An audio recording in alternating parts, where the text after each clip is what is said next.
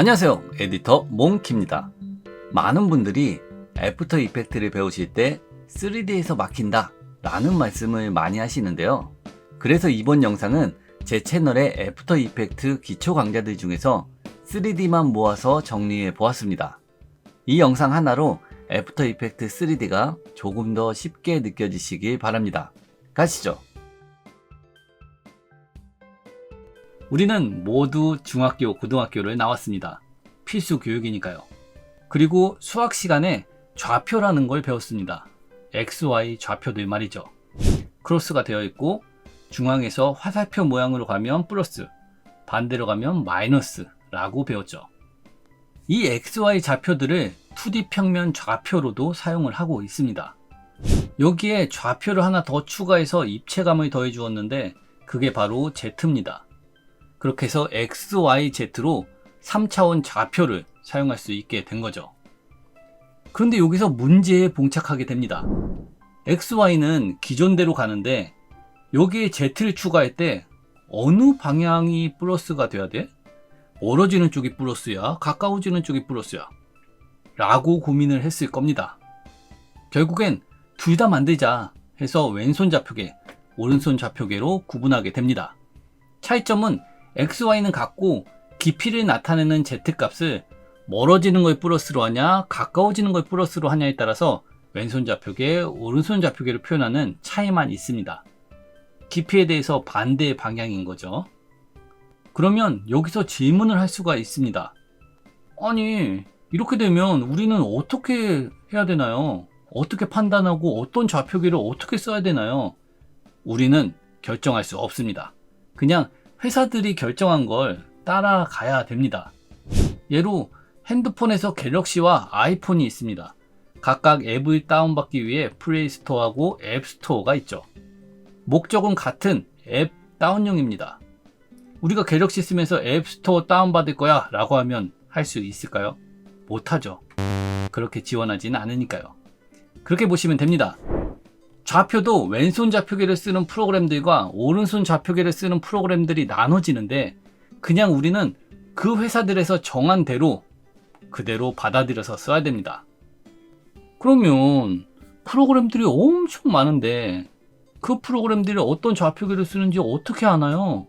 라고 하실 수 있는데 기본적으로 왼손 좌표계를 쓰는 프로그램들은 다이렉트 X를 기반으로 동작되는 프로그램들이고요. 오른손 좌표계는 오픈젤을 기반으로 동작되는 프로그램들입니다. 실제 매핑되는 결과를 보시면요. 깊이에 대해서 플러스 값을 넣으면 오픈젤은 화면을 향해 가까워지고 튀어나오는 거죠. 다이렉트 X에다가 플러스 값을 넣으면 화면에서 멀어집니다. 들어가는 거죠. 반대로 깊이에 대해서 마이너스 값을 넣으면 오픈젤은 화면에서 멀어지고 다이렉트 X는 화면에서 가까워집니다. 오픈젤이랑 다이렉트 X 반대 방향인 거 이해되시죠? 우리가 사용하는 애프터 이펙트, 마야, 3D 맥스 등은 전부 오픈젤을 사용합니다. 그리고 게임을 만드는 프로그램들이 다이렉트 X를 사용한다 라고 생각하시면 편할 것 같습니다. 제가 다루는 영상 작업 툴들은 전부 오픈젤을 베이스로 동작하기 때문에 앞으로 오른손 좌표계만 다루도록 하겠습니다. 그리고 예전 중고등학교 때 배운 좌표계에서는 Z축이 위로 가 있었는데 하고 궁금해 하시는 분들도 계실 텐데요. 같은 겁니다. 우리가 지금 사용한 오른손 좌표계를 Z축이 위로 가게 회전시키면 저렇게 우리가 알고 있던 좌표계하고 같게 되는 겁니다. 그렇다면 본격적으로 영상에서의 좌표계를 이야기해 볼게요. 우리는 기본적으로 X값은 오른쪽으로 가면 플러스, Y값은 위로 가면 플러스 이렇게 배웠습니다. 그런데 그렇게 하면 카메라 프레임에서는 계산이 힘들어져요. 그래서 프레임이 변해도 항상 변하지 않는 지점이 왼쪽 상단이기 때문에 카메라 프레임에서는 무조건 왼쪽 상단 맨 위를 X값 0, Y값 0으로 잡기로 합니다. 그리고 X값은 기존처럼 오른쪽으로 가면 플러스, 왼쪽으로 가면 마이너스 이렇게 잡고요. Y값은 방향을 반대로 바꿔서 밑으로 가면 플러스, 위로 가면 마이너스 이렇게 기존 좌표계의 방향을 뒤집어 놓습니다. 그렇다고 해서 문제가 될 건 없겠죠. 그냥 처리 방향만 바꾼 거니까요.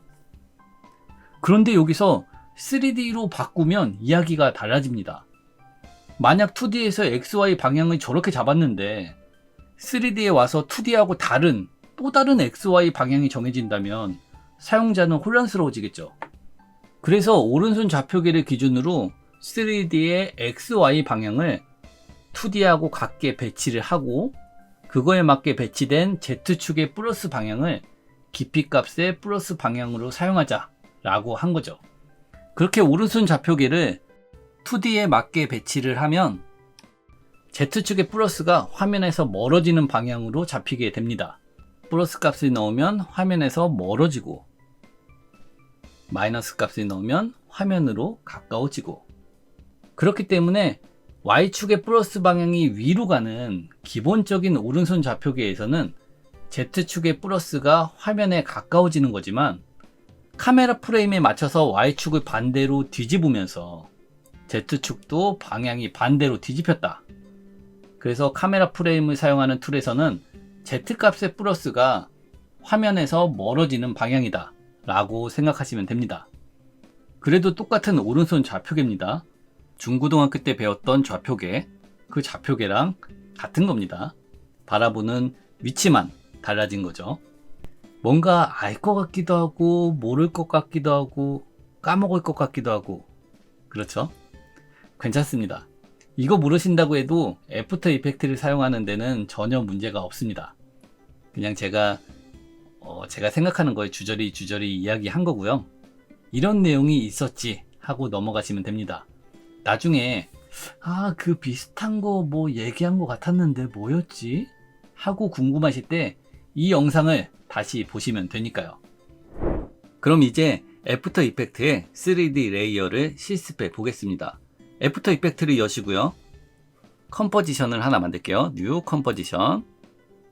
그리고 1920, 1080, 저는 23.976, 10초로 잡았습니다. 오케이. 누르시고 제공해드린 코끼리 소스를 불러올게요.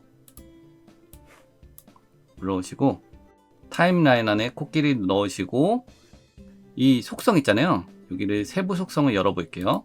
여시고 트랜스폼을 여시면 이런 항목이 나오는데 포지션, X, Y, 로테이션, 0도 이렇게 돼 있죠. 포지션 값을 보시면 X 값이 960, Y 값이 540으로 되어 있죠. 이거는 소스를 넣으면 기본적으로 소스는 화면 중앙에 배치가 되는데요. 이 풀 HD는 1920, 1080이기 때문에 그 중간 값인 960, 540 위치에 소스가 놓여지는 겁니다. X 값을 플러스 시키시면요, 화면의 오른쪽으로 가고요. 마이너스 시키시면요, 화면의 좌측으로 갑니다. Y 값은 플러스 시키시면 화면의 밑으로 내려가고요. 마이너스 시키시면 위로 올라갑니다.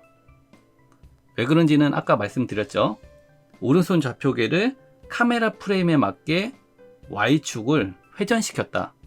그래서 화면의 왼쪽 가장 상단이 0,0이다 라는 거 아직 기억하시죠? 다시 960, 540 중앙에 배치하시고 이걸 3D로 바꿔볼게요. 3D로 바꾸는 방법은 아주 간단합니다. 레이어에 보시면 여기 밑에 육면체 모양 있잖아요. 이 밑에 체크하는 공간이 있는데 이걸 체크하시면 해당 레이어가 3D로 바뀝니다. 체크. 화면에도 갑자기 3D 좌표 이거 그림이 보이죠? 레이어 속성도 여기 보시면 아까랑 다르게 Z축이 추가된 걸 확인할 수가 있습니다. 포지션 뒤에도 하나가 항목에 붙고요. 로테이션도 아까랑 다르게 X축의 기준으로 회전하는 거, Y축의 기준으로 회전하는 거, 그리고 Z축의 기준으로 회전하는 거 이렇게 바뀌었습니다. 조금 더 편하게 보기 위해서 상단 도구 상자 있잖아요. 여기에 보면 카메라 회전 도구를 이용해 볼게요. 이 카메라 관련 도구들은 3D 레이어를 체크하시면 활성화되는데요. 꺼볼게요. 끄면은 비활성화되고 키면은 활성화가 되죠. 그죠? 그래서 첫 번째 걸 선택해 볼게요. 선택하시고 화면을 클릭 드래그해서 회전시켜 볼게요. 이렇게 회전되죠? 이 좌표계를 보기 편하게 하려고 지금 회전을 시킨 거예요. 이렇게 움직이시면 3D 공간에서 화면이 회전하는 걸 확인할 수가 있습니다. 원래는 3D 레이어를 사용할 때 카메라 레이어를 추가해 가지고 같이 사용을 하거든요. 근데 우리는 아직 카메라를 안 배웠기 때문에 지금 카메라 레이어를 추가하면 좀 헷갈릴 것 같아서 사용자가 카메라를 레이어에 추가하지 않았을 경우 자동으로 활성화되는 디폴트 카메라 화면을 회전시킨 거예요. 이 기본 활성되는 디폴트 카메라는 별도의 카메라 레이어가 있는 건 아니고요. 지금 레이어에 아무것도 없죠. 그냥 3D 화면이 보여지게끔 해주는 기본 기능을 가지고 있고요. 컴포지션 패널 하단에 보시면 여기 액티브 카메라라고 되어 있는 거 있죠. 클릭하시면 디폴트라고 표시가 됩니다. 3D에서만 활성화되고요. 여기 3D를 끄시면 이 액티브 카메라가 없어져요. 체크하시면 없어졌죠. 키시면 다시 생기고. 우리가 추가한 카메라가 없기 때문에 활성화된 카메라가 디폴트라고 써 있는 겁니다. 나중에 우리가 카메라를 추가하게 되면 여기 활성화 카메라 옆에 우리가 추가한 카메라가 표시가 될 거예요. 암튼 카메라 레이어에 대한 자세한 내용은 다음 강좌에서 다루도록 하겠습니다. 다시 디폴트 화면으로 가서 화면을 막 이렇게 돌려. 여기 돌리다가 이거 다시 되돌리고 싶은데 어떡하지? 라고 할 때 있잖아요. 그럴 때는 여기 옆에 클릭하시고 밑에 리셋 디폴트 카메라 이렇게 돼 있죠. 이 리셋 버튼을 누르시면 처음 위치로 다시 돌아옵니다. 다시 보기 편하게 좀 맞춰 볼게요. 네, 이렇게 바꿨고요. 그럼 이제 코끼리 레이어를 선택했을 때 보이는 이 좌표계를 한번 볼게요. 혹시 이상한 거 못 느끼셨나요? 제가 아까 영상에서 카메라 프레임을 처리할 때 왼쪽 상단을 X값, Y값 0으로 두는 게 편하기 때문에 오른손 좌표계를 Y축의 플러스가 밑으로 향하게 회전했다 라고 말을 했잖아요. 그죠? 그런데 코끼리 레이어의 좌표계를 보시면 Y축의 플러스가 위로 가 있습니다. 빨간색이 X, 초록색이 Y, 파란색이 Z예요. 우리가 아까 했던 오른손 좌표계의 기본 위치가 표시가 되어 있죠. 뭐지? 아까 돌려놨다고 했는데 왜 이렇게 되지? 라고 궁금해 하실 수 있는데 이렇게 레이어에 개별적으로 생기는 좌표 축을 로컬 좌표계라고 합니다. 각각의 모든 레이어들이 각자의 로컬 좌표계를 가지고 있습니다. 그렇다면 카메라 프레임에 맞춰서 Y축을 회전시켰던 그 좌표계는 뭔가요? 그게 바로 글로벌 좌표계라고 생각하시면 됩니다. 애프터 이펙트에서는 그 글로벌 좌표계가 메인인 겁니다. 실제 레이어 속성값을 조절해 보시면 레이어 개별 로컬 좌표계로 동작하는 게 아니라 화면에 글로벌 좌표계 있잖아요. 그걸로 동작하는 걸 확인하실 수가 있습니다. 테스트 해볼게요. 레이어 속성에서 포지션 Y값이죠. Y값을 플러스로 키우면 올려볼게요. 그러면 밑으로 내려가요. 그죠? 만약에 로컬 좌표계를 따랐다면 Y가 위로 화살표가 되어 있기 때문에 위로 가야 되잖아요. 그런데 글로벌 좌표계를 따르기 때문에 플러스를 올렸을 때 내려갑니다. 마이너스를 하면 올라가죠. Z축도 똑같아요. 글로벌 좌표계는 Z축이 플러스를 하면 화면에서 멀어지는 겁니다. 그렇지만 이 로컬 좌표계 보세요. 로컬 좌표계의 Z축은 플러스가 화면에 가까워지는 거예요. 지금 Z축을 한번 플러스로 키워보시면 뒤로 가죠. 마이너스로 하면 앞으로 오고, 이 얘기는 로컬 좌표계를 따르는 게 아니라 이 글로벌 좌표계를 따르고 있구나 라는 걸 확인할 수가 있습니다. 아니, 그럼 레이어에 저 좌표계는 헷갈리게 왜 있는 거죠? 라고 질문하실 수 있잖아요. 그죠? 도구 상자에서 여기 셀렉션 툴을 한번 선택해 볼게요. 선택하시고 마우스 커서를 가져가시면 여기 X 클릭하고 이동되죠? Y축 클릭하고 이동되죠. Z축 클릭하고 이동되죠. 회전도 볼까요? 이 동그라미 갖다 대면 Z축 표시가 되죠. 회전되네. Y축, 회전되네. X축도 회전되네. 그죠? 그래서 지금처럼 마우스 커서를 가져가서 저 레이어에 있는 좌표를 클릭해 가지고 조작할 수 있다. 그래서 지금 단계에서는 레이어에 생기는 저 로컬 좌표계의 방향에 너무 헷갈려 하지 마시고요. 그냥 마우스로 조작할 수 있는 조작 컨트롤러구나 라고 생각하고 편하게 넘어가시면 너무나 좋을 것 같습니다. 지금 메인이 되는 거는 글로벌 좌표계입니다. 글로벌 좌표계만 신경 쓰시면 됩니다. 그럼 이제 3D 레이어의 기본 3D 큐브를 만들어 보도록 하겠습니다. 네, 프로젝트 패널에서 마우스 오른쪽 키 뉴 컴포지션 1920, 1080 그리고 23.976 10초 해서 만들게요. 백그라운드 배경은 언제든 바꾸실 수가 있어요. 마우스 오른쪽 키에서 컴포지션 세팅 다시 가시면 언제든지 이렇게 수정이 가능합니다. 그럼 이제 제공해드린 강아지 소스를 3개 불러올게요. 이 소스들은 가로 세로가 각각 200픽셀 그래서 200 곱하기 200 픽셀입니다. 이걸 가지고 만들어지는 이제 3D 큐브는 가로 세로 높이가 정육면체 200, 200, 200이 되겠죠. 강아지 1 소스를 타임라인에 집어넣을게요. 집어넣고 바로 사용하지 마시고 프리컴프를 한번 해줄게요.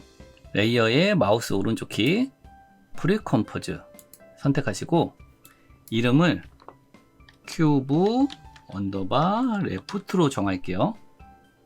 확인 하시면 프리컴프 큐브 레프트라고 하는 프리컴프가 생성이 됐고요. 아까 소스 강아지 1이 이 컴프 안에 들어가 있을 겁니다. 이제 큐브 레프트를 여기 3D 레이어 체크 있잖아요. 한번 체크를 해서 3D 레이어로 만들어 줄게요. 클릭. 그러면 3D로 바뀌었죠. 화면도 보기 편하게 여기 회전을 눌러서 약간 회전을 시킬게요. 이렇게 해서 돌려놨습니다. 현재 이 중앙 좌표는 960, 540이에요. 아까 했었죠. 풀 HD가 1920 그리고 1080이니까 그 중간 값인 960, 540 그리고 Z 값은 지금 여기가 0입니다.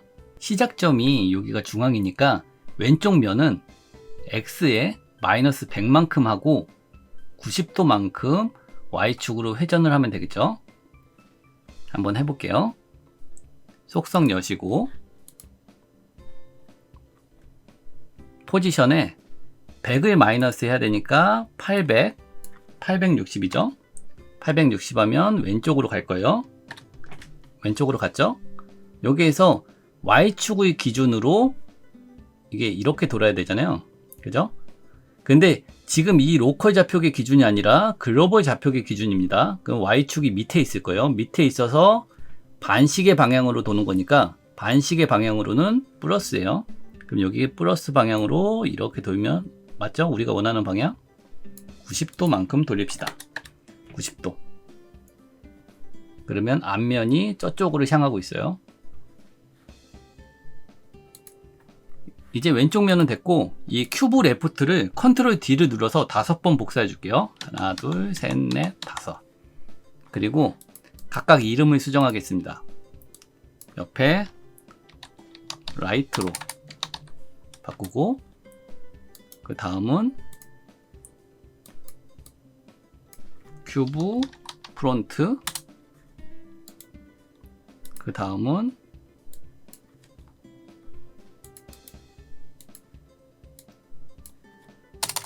큐브 백 그리고 그 다음은 윗면인 어퍼 그리고 그 다음은 아랫면인 바텀.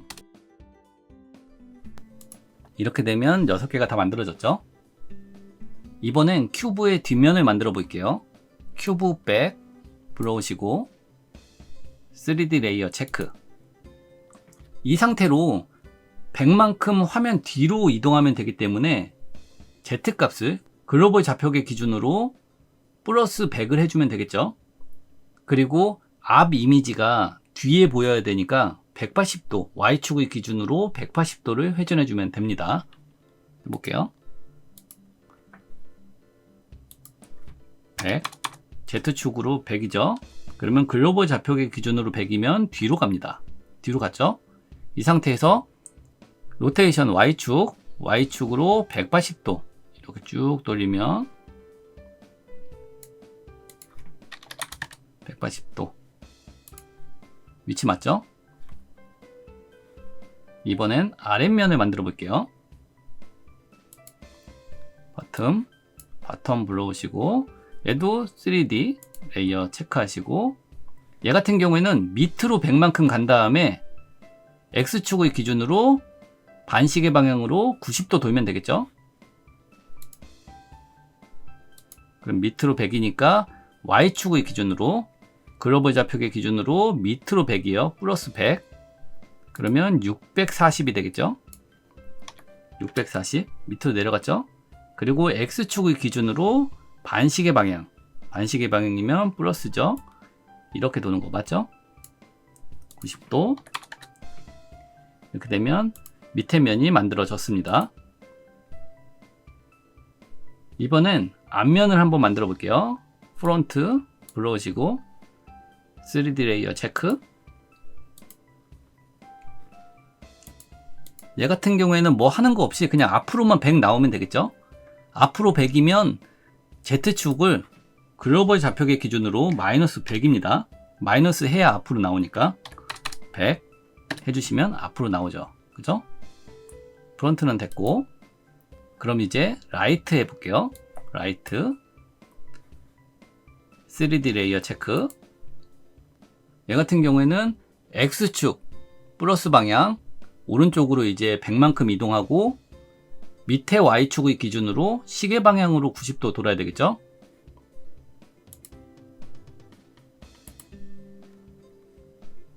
그러면 X축 여기 플러스 방향이니까 1060이 되겠죠?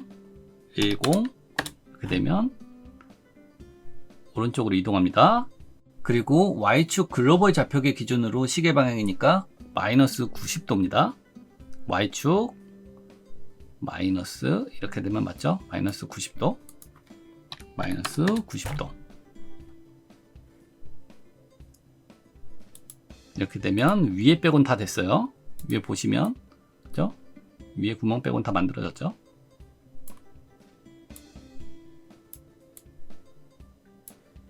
위에도 만들어 볼게요. 어퍼 불러오시고 어퍼도 3D 레이어. 얘 같은 경우에는 Y축 화면 위로 100만큼 올라가고 X축으로 시계 방향으로 90도 돌리면 됩니다. 해볼게요. 화면 위로 올라가려면 글로벌 좌표계 기준으로 Y값 마이너스 해줘야 됩니다. 그럼 마이너스 100 해주면 400이죠? 440. 그러면 위로 100만큼 올라갈 거예요. 올라갔죠? 그리고 X축으로 로테이션. 시계 방향이니까 마이너스 이렇게 되겠죠? 마이너스 90도. 마이너스 90도. 이러면 큐브가 완성이 됐죠? 그런데 큐브의 이미지가 다 똑같죠? 왜냐면 강아지 1이 들어있는 프리컴프를 복사한 거기 때문에 모든 면에 강아지 1이 들어가 있습니다. 그래서 프리컴프에 있는 이미지를 바꿔볼게요.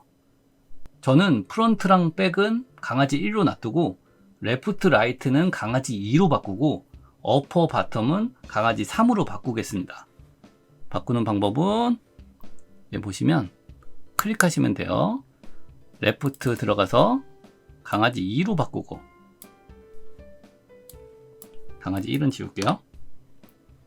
그리고 라이트도 들어가서 강아지 2 넣고 강아지 1은 지우고 어퍼 가서 강아지 3 넣고 강아지 2 지우고 바텀도 가서 강아지 3 넣고 강아지 2 지우고 이러고 다시 메인 컴프로 들어오시면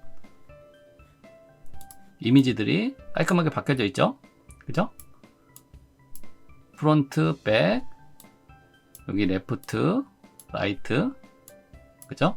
어퍼. 제대로 들어가 있는 걸 확인할 수가 있습니다. 지금 프리컴프로 6면을 만들어서 이렇게 큐브를 구성했는데 이미지만으로도 이렇게 배치해서 큐브를 만들 수 있겠죠? 그런데 두고두고 쓰실 거라면 이렇게 프리컴프로 작업을 해 놓으시는 게 좋습니다. 이미지 바꿀 때도 방금처럼 편하게 프리컴프 들어가서 바꾸시면 되고요. 또 글씨를 넣거나 한 면에 이미지 몇 개를 배치할 때도 너무나 편해요. 글씨 한번 써볼까요? 큐브 프론트 프리컴프에 들어가서 텍스트를 하나 써볼게요. 텍스트 쓰시고 여기 몽키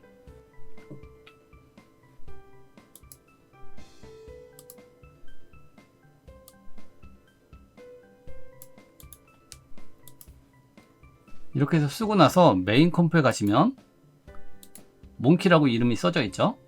그죠? 글씨를 넣는 것도 이렇게 편하죠. 그래서 재사용하거나 또는 나중에 수정할 일이 있을 것 같다 할 경우에는 이렇게 프리컴프에서 작업해 놓으시는 게 나중을 위해서 좋아요. 마무리로 전체 6개의 면을 선택하시고 마우스 오른쪽 키 눌러서 프리컴포즈 다시 한번 할게요. 이번에 이름을 큐브 그러면 큐브라는 이름의 프리컴프 안에 6개의 면이 들어가게 되는 거겠죠. 클릭하시면 6개의 면이 있고 그렇죠?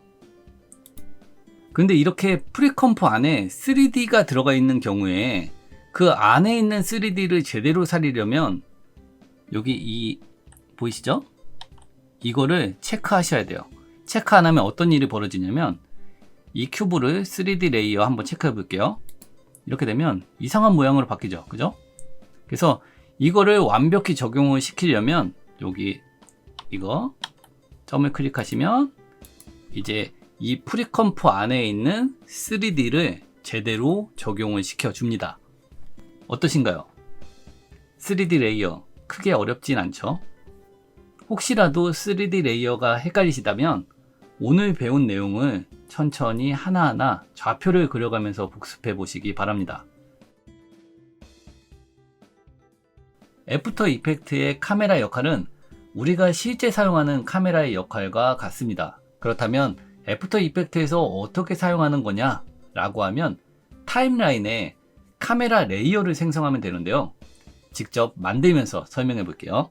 일단 컴포지션을 한번 만들어 보겠습니다. 뉴 컴포지션. 저는 1920-1080 23.976 듀레이션 10초 이렇게 해서 만들게요. 컴포지션이 만들어졌으면 타임라인에 마우스 오른쪽 키 뉴 그리고 카메라 이렇게 선택하시면 카메라 세팅 창이 뜨게 됩니다. 이 창은 이후에도 수정이 가능하니까 너무 부담 갖지 않으셔도 됩니다. 그런데 세팅창에 너무 많은 내용이 써져 있어서 복잡해 보이죠? 물론 뭔가 많이 써 있긴 하지만 여기서 우리가 꼭 알고 넘어가야 하는 건 2가지 정도입니다. 첫 번째가 바로 프리셋. 프리셋 목록을 보시면요. 15mm에서 200mm까지 써 있습니다. 이게 바로 DSLR의 렌즈라고 생각하시면 되는데요. 풀프레임 기준으로 사람의 시야하고 같은 건 50mm입니다. 사람의 시야보다 더 넓은 각을 표현하고 싶으시면 50보다 낮은 숫자의 렌즈를 선택하시면 되고요. 망원을 표현하고 싶다 하시면 숫자 높은 걸 선택하시면 됩니다. 확 와닿지 않을 수도 있으니까 직접 보여드릴게요. 일단 창 닫고 제공해드린 소스 중에 집을 하나 가지고 올게요. 타임라인에 넣고 3D 체크 그리고 카메라를 만들어 볼게요. 마우스 오른쪽 키 뉴 카메라 50mm를 한번 선택해 보겠습니다. 그러면 지금 이 상태 그대로죠. 그럼 이거를 15mm하고 200mm도 한번 변경해 볼게요. 이 상태에서 카메라 세팅을 변경하고 싶으시면 카메라 레이어를 더블 클릭하시면 됩니다. 그러면 이렇게 다시 세팅창이 열리는데요. 50mm 돼 있던 걸 15mm로 한번 바꿔볼게요. 이렇게 되면 그림이 작게 보이죠? 그만큼 넓은 각을 보여줍니다. 그리고 다시 더블 클릭 200으로 바꿔볼게요. 그럼 망원이니까 주밍이 확 되겠죠? 이렇게 완전 가까이 보이죠? 비교하기 쉽게 세 개를 나란히 놓고 보면 이렇습니다. 아, 저는 아무래도 렌즈를 잘 모르겠어요 하시는 분들이 있으면 그냥 35mm나 50mm 35mm나 50mm 둘 중에 하나를 선택하시면 됩니다. 두 번째 알아야 할 부분이 바로 타입입니다. 타입의 목록을 보시면 원 노드 카메라, 투 노드 카메라 라고 되어 있는데요. 차이는 포인트 오브 인터레스트의 유무입니다. 포인트 오브 인터레스트의 차이를 확인하기 위해서 일단 원노드 카메라를 먼저 생성해 볼게요. 원노드 카메라 50mm 오케이. 집 이미지는 이제 지우시고 뷰를 두 개로 바꿀게요. 두 개로 바꾸시고 하나가 탑뷰입니다. 그럼 이 화면에서 속성을 한번 열어볼게요. 속성을 여시면 트랜스폼 보면 XYZ에 대한 포지션이 있고요. 로테이션이 3개가 보입니다. 카메라가 여기 있으니까 로테이션은 만약에 Y축, 위의 축이죠. 위의 축으로 하면 좌우로 회전을 할 거예요. Y축으로 한번 회전시켜 보시면 이 카메라를 축으로 해갖고 회전을 하죠. 그죠? 그리고 포지션도 X축 값을 플러스로 두면 이렇게 오른쪽으로 이렇게 이동하겠죠? 한번 줘볼게요. 포지션 X축을 플러스로 두면 오른쪽으로 갑니다. 그리고 줄이면 왼쪽으로 가죠. 그죠? 이 카메라를 중심으로 우리가 예측한 대로 움직입니다.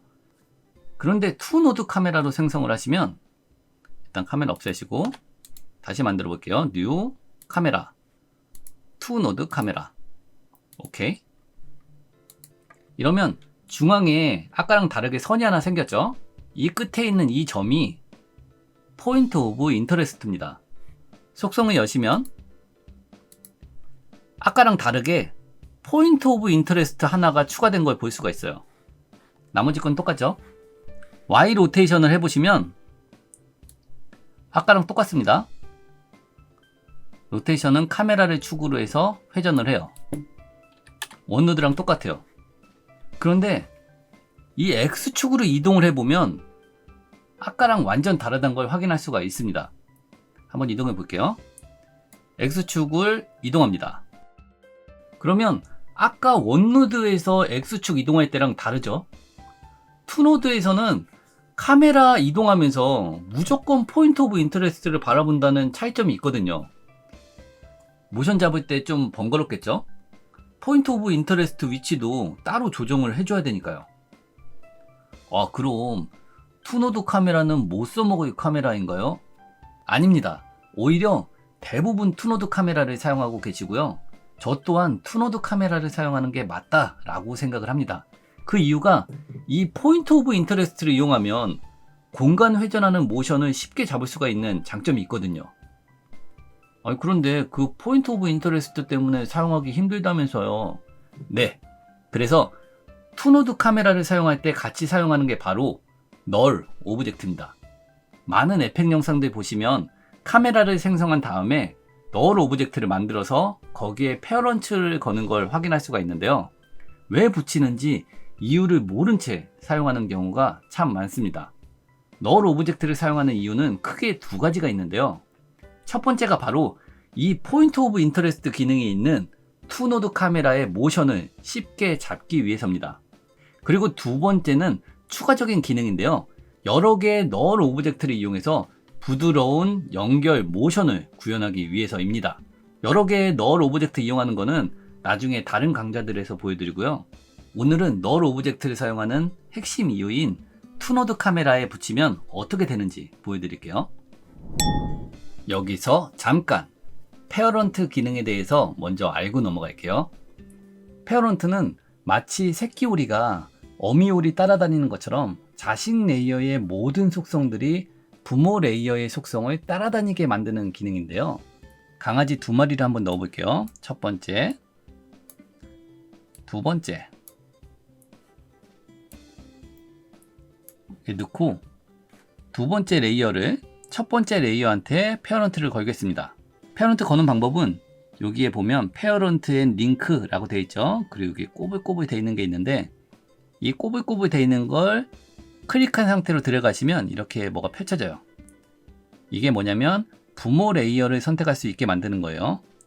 이거를 강아지 1번한테 가져가서 놓으시면 여기에 페어런트 링크 여기 표시가 됩니다. 1번에 있는 강아지한테 부모 레이어가 걸려있다 라는 거죠.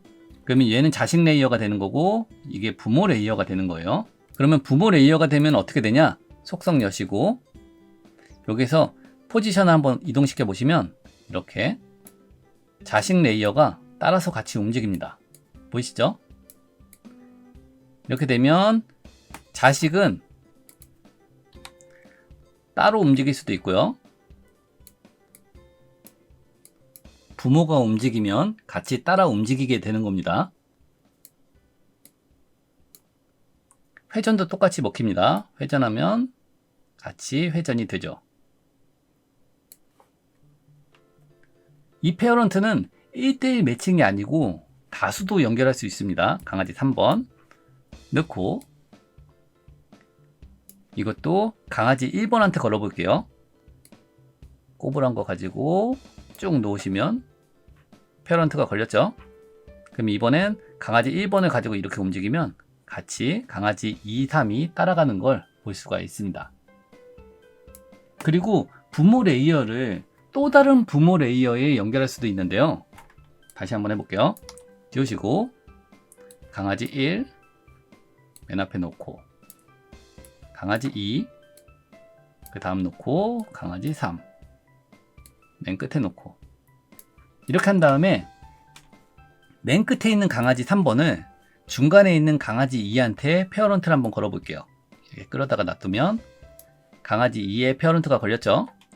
그리고 강아지 2번을 맨 앞에 있는 강아지한테 페어런트를 한번 걸어 볼게요. 그러면 마지막에 있는 강아지의 부모는 중간 강아지, 중간 강아지의 부모는 맨 앞 강아지 이렇게 되겠죠. 그래서 맨 앞 강아지를 이동하면 전부 다 따라 움직일 거예요. 그죠? 그리고 중간 강아지를 움직이면 자식 레이어인 이 마지막 강아지가 따라 움직이겠죠. 그죠? 그리고 마지막 강아지는 뭐 따로 가지고 있는 자식이 없으니까 혼자 움직일 테고. 이해되시죠? 그런데 이 부모 레이어를 안 보이게 하고 싶은 경우도 있잖아요. 그럴 때 사용하는 게 바로 null 오브젝트입니다. null 오브젝트 한번 생성해 볼게요. 마우스 오른쪽 키 new null 오브젝트 클릭하시면 사각형 모양으로 이게 뭐가 보이죠? 이거는 화면에만 보이고 실제 영상에서는 안 보이는 그냥 조절자예요. 이 null 오브젝트에 아까처럼 페어런트를 한번 걸어 볼게요. 이렇게. 그럼 이제 두 번째랑 세 번째 부모가 null 오브젝트니까 이 첫 번째 강아지는 따라다니지 않겠죠. 그리고 null 오브젝트를 따라서 이렇게 움직일 거예요. 그죠? 그래서 안 보이는 부모 레이어를 쓰고 싶다 라고 하면 이렇게 null 오브젝트를 생성해서 사용하시면 됩니다. 다시 돌아와서 카메라를 생성합니다. 투노드 카메라로. 그리고 null 오브젝트를 생성해요. 이것도 new에 있습니다. new null 오브젝트 생성하시고 3D를 체크. 그 다음에 이 페어런트 링크 있죠? 이 꼬부랑 얘를 클릭 드래그로 null에다가 붙입니다. 그럼 여기 null에 페어런트가 걸렸다 라고 표시가 되죠. 이렇게 하면 카메라의 포지션뿐만 아니라 포인트 오브 인터레스트까지 페어런트가 걸리기 때문에 null 오브젝트를 이동시키면 카메라의 포인트 오브 인터레스트까지 같이 이동하게 됩니다. 진짜 그런지 한번 확인을 해볼게요. null 오브젝트에 P를 눌러서 포지션 여시고 X축으로 한번 이동해 볼게요. X축으로 이동하면 이제 포인트 오브 인터레스트까지 같이 움직이는 걸 확인할 수가 있습니다. 그죠? 원 노드랑 똑같은 모션을 갖고 있죠.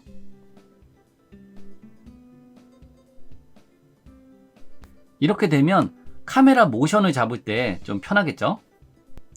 게다가 포인트 오브 인터레스트를 이용해서 공간을 회전하는 카메라 모션도 같이 구현할 수가 있기 때문에 우린 앞으로 원노드 카메라는 사용하지 않고 항상 투노드 카메라를 선택하고 널 오브젝트를 붙여서 같이 사용하도록 하겠습니다.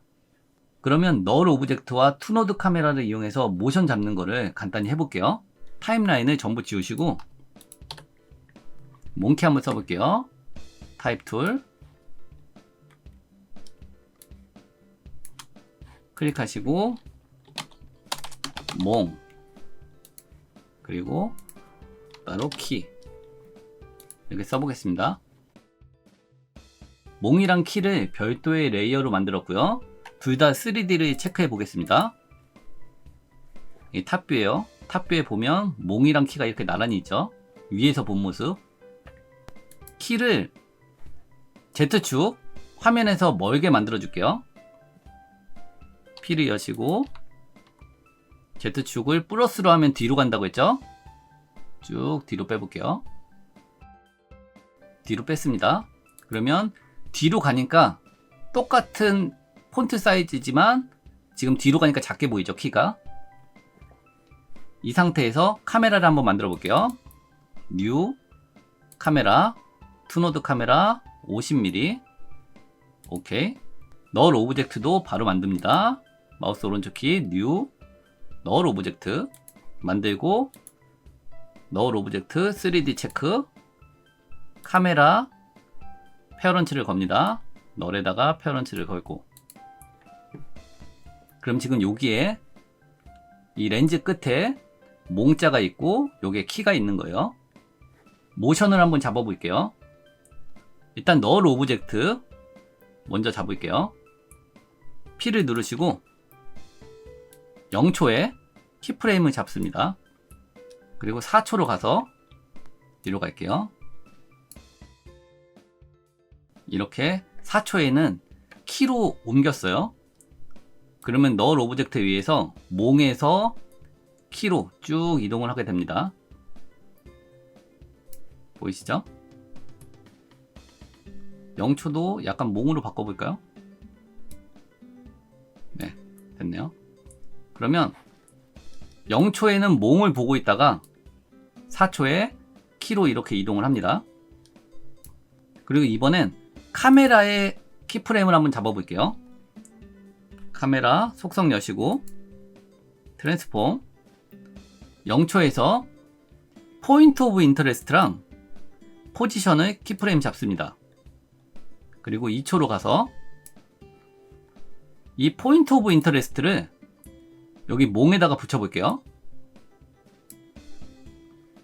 그리고 X축으로 포지션을 쭉 이동해 볼게요. 이렇게 해도 투노드 카메라는 항상 포인트 오브 인터레스트를 바라보고 있기 때문에 지금 몽자의 글씨만 바라보고 있죠.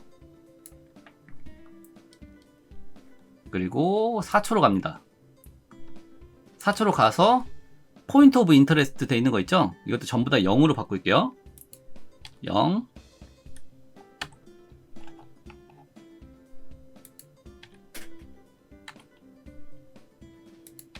0 이러면 000으로 쓰면 포인트 오브 인터레스트 0으로 바꾸시면 이제 그 위치가 널 포지션에 붙어요. 널 포지션으로 초기화가 됩니다. 그리고 이 포지션도 0으로 바꿔볼게요. 그래서 처음 위치로 돌려보낸 거예요. 이렇게 되면 2초 동안 몽이라는 글자를 따라서 회전하게 되고 그 뒤에 다시 널 오브젝트를 따라갑니다. 스페이스바를 눌러서 재생해 보시면 카메라 무빙이 등속 운동을 하고 있기 때문에 모션이 조금 밋밋하죠. 그래서 등속을 가감속으로 한번 바꿔볼게요. 이 X축 되어 있는 거 있죠? 포지션을 전체 드래그해서 선택하시고 F9 이지죠? 해준 다음에 그래프 넘어가서 뒤에 있는 핸들들을 앞으로 당길게요. 이렇게 뒤쪽 핸들을 앞으로 당기면 앞쪽에서 가감속이 빠르게 진행이 되고 그 뒤에는 서서히 움직이게 됩니다. 여기에 널 오브젝트도 포지션 선택하시고 F9 가감속 다시 돌리면 카메라 공간 회전이 조금 더 속도감이 생겼죠. 전체적으로 보면 널 오브젝트가 이렇게 이동하고 있고요. 카메라가 별도로 회전을 합니다. 보시면 그죠? 이렇게 지금은 단순한 모션이지만 나중에 이런 방식을 이용하시면 복잡하면서도 멋있는 모션을 쉽게 잡을 수 있으니까요. 널 오브젝트와 카메라에 따로 키프레임을 잡으면 더 풍부한 움직임을 만들어낼 수 있구나 라는 거 꼭 기억해 두시면 좋을 것 같습니다. 마지막으로 카메라 레이어에 속성에서 옵션을 한번 열어볼게요. 트랜스폼 말고 카메라 옵션이라고 있죠. 열어보시면 쭉 뭔가 또 펼쳐집니다. 여기서 중요하게 볼 건 3개입니다. 뎁스 오브 필드, 포커스 디스턴스, 어퍼처 이렇게 3개인데요. 뎁스 오브 필드가 지금 5% 돼 있어요. 그죠? 체크하시면 ON으로 바뀝니다. 카메라를 여시면 여기 이네이블 뎁스 오브 필드라고 있어요.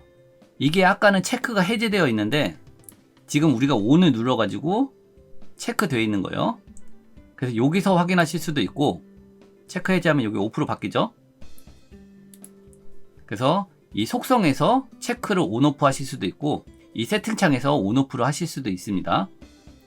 ON으로 바꾸시고 이렇게 되면 포커스가 적용이 된 거예요. DSLR을 써보신 분들은 아실 겁니다. 피사체 이외에 주변 배경이 날아가는 걸 말이죠. 심도가 얕다 라고 표현을 하는데 우리가 지금 이런 기능을 킨 겁니다. 그런데 몽이랑 키에 둘 다 포커스가 들어와 있잖아요. 이게 조리개 조절을 안 해서 그래요. 밑에 있는 어퍼처가 바로 조리개입니다. DSLR 렌즈 조리개를 여시면 빛을 많이 받아가지고 더 주변부가 날아가잖아요. 그 원리라고 생각하시면 돼요. 어퍼처의 숫자를 높이면 조리개가 더 열려서 주변부가 날아가게 된다. 숫자를 키워볼게요. 어퍼처의 숫자를 높이시면 키가 날아가죠?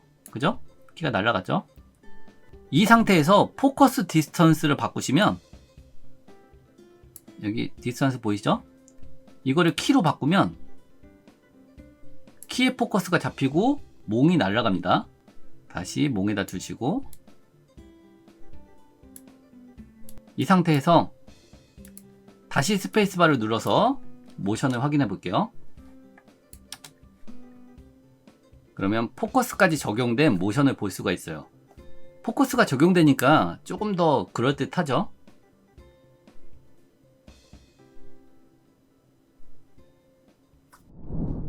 잠깐 여기서 원노드 카메라와 투노드 카메라가 아직 헷갈리시는 분들을 위해서 다시 한번 설명해 드릴게요. 원노드 카메라랑 투노드 카메라를 이미 이해하고 계신 분들은 다음 조명 강좌로 바로 넘어가시면 됩니다. 3D 카메라는 생성할 때 타입 항목에서 원노드 카메라랑 투노드 카메라 둘 중에 하나를 선택할 수 있는데요. 11강 카메라 할 때 제가 무조건 투노드 카메라를 선택하라고 했었죠. 왜 그랬는지 한번 비교해 볼게요. 원노드 카메라랑 투노드 카메라는 기본적으로 같습니다. 그런데 큰 차이점이 하나 있다면 바로 포인트 오브 인터레스트입니다. 이거는 카메라의 시점을 이야기하는데요. 원노드 카메라는 이게 없고 투노드 카메라에는 이게 있습니다. 이게 있으면 카메라는 항상 포인트 오브 인터레스트를 바라보고 있게 되는데요. 카메라 레이어 속성을 열고 그럼 두 개를 한번 비교해 볼게요. 원노드 카메라 속성을 한번 열어볼게요. 트랜스폼 여시고 X축 여기 오른쪽이죠. 오른쪽으로 한번 이동을 시켜 볼게요. 이렇게 이동을 시켜 보시면 카메라가 통째로 움직입니다. 그죠? 그런데 투노드 카메라 같은 경우는 여기 속성을 한번 열고 포지션에서 여기 X축 똑같이 한번 이동시켜 볼게요. 이렇게 이동시키시면 카메라가 움직이면서 포인트 오브 인터레스트를 계속 바라보고 있게 됩니다. 마치 포인트 오브 인터레스트 지점을 핀셋으로 콕 집어넣고 회전하는 것처럼 보이게 말이죠. 이거는 포지션 항목을 변경할 때 포인트 오브 인터레스트가 자동으로 따라가지 않기 때문에 그런 건데요. 이것 때문에 투노드 카메라 모션 잡을 때 더 불편한 거 아니에요? 라고 말씀하시는 분도 계실 수 있는데요. 그런데 사실은 오히려 좋은 겁니다. 왜냐면 카메라 모션을 잡을 때 이런 움직임이 필요할 때가 많거든요. 예를 들어서 제공해드린 오토바이를 놔두고 한번 해볼게요. 오토바이 넣으시고요. Y축으로 좀 내리겠습니다.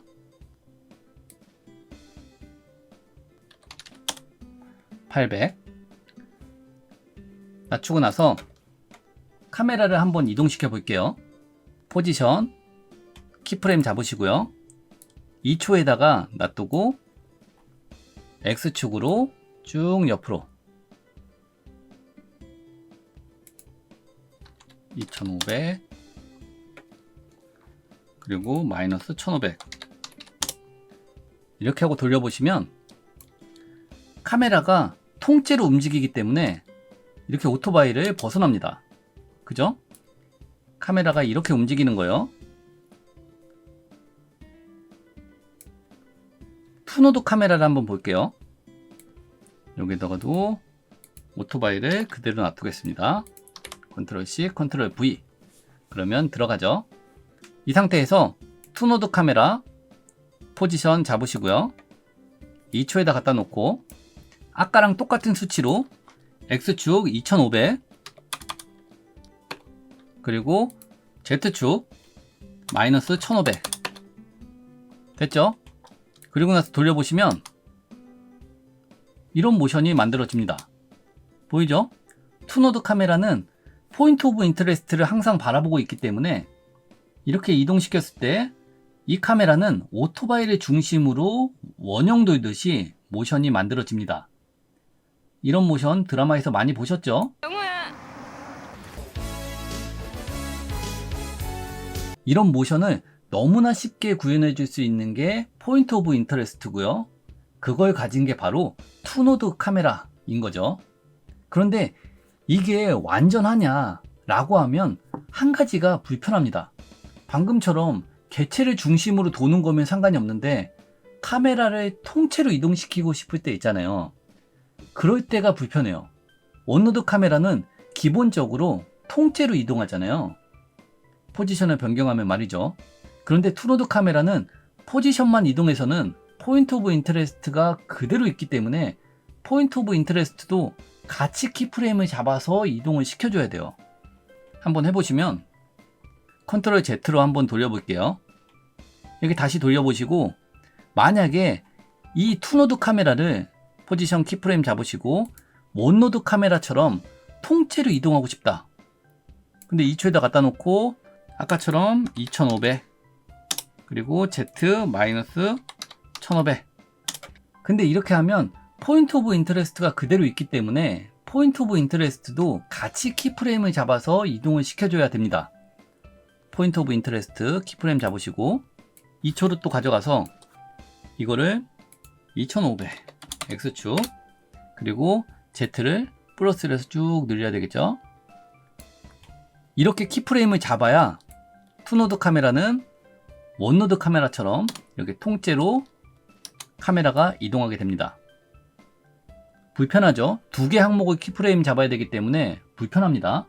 어떤 분들은 아니 그냥 이렇게 사용하면 되죠 라고 하지만 이게 간단한 동작이라면 몰라도 복잡한 모션으로 가면 갈수록 엄청 불편한 일이 됩니다.